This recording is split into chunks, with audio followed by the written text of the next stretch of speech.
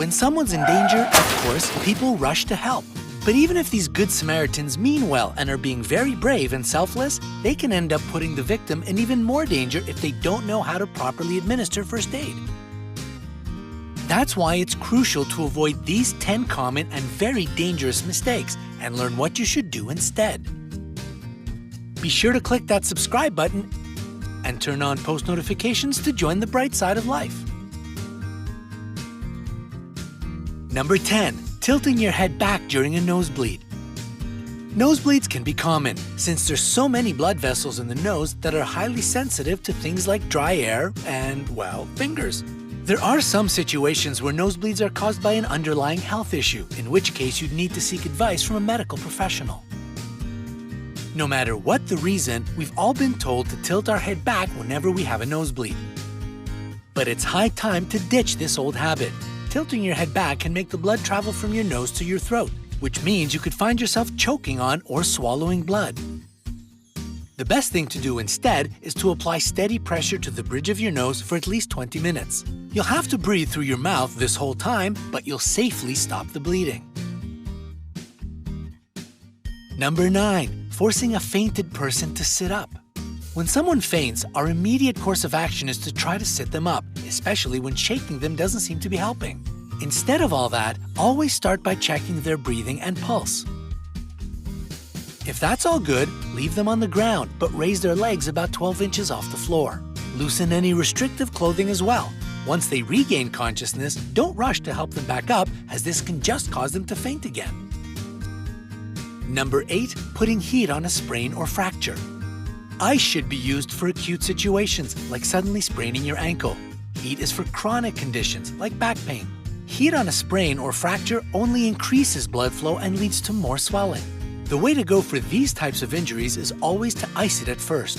The ice will help reduce any swelling, bruising, and muscle spasms. Never place an ice pack directly on your skin, and be sure to leave it on for at least 20 minutes. Number 7. Trying to remove debris from your body. If you step on some glass, for example, your gut reaction will be to pull those shards out of your skin yourself. But if the tool you use isn't sterile, or if you underestimate how deep the wound is, you risk getting an infection and doing further damage. So make sure you're using a clean, sterile tool, or leave it in the hands of professionals. When it comes to debris in your eye, it's best to close your eye, put a piece of gauze over it, and head to the hospital. Number 6. Treating a burn too quickly. The first step to treating a burn is to run it under cool water, but a common mistake is to just do it for a few seconds or a couple of minutes tops. If the water is to actually help the skin, you need to hold the burn under it for at least 20 minutes. The heat from the burn can go deep across several layers of skin, so even if your skin is cool on the surface, the heat can still be trapped underneath, which is why you need to expose it to cool water for such a long time. Number 5. Going straight into the Heimlich maneuver for choking victims. The Red Cross has updated their guidelines on how to give first aid to choking victims, so instead of going straight for the Heimlich maneuver, here's what you're supposed to do instead. Stand behind the victim, lean them forward, and give their back 5 quick blows with the heel of your hand. Only if that doesn't work at first can you follow it up with the Heimlich maneuver. Administer 5 quick abdominal thrusts and keep doing it until the airway is unobstructed. Number 4. Putting something in a seizing person's mouth.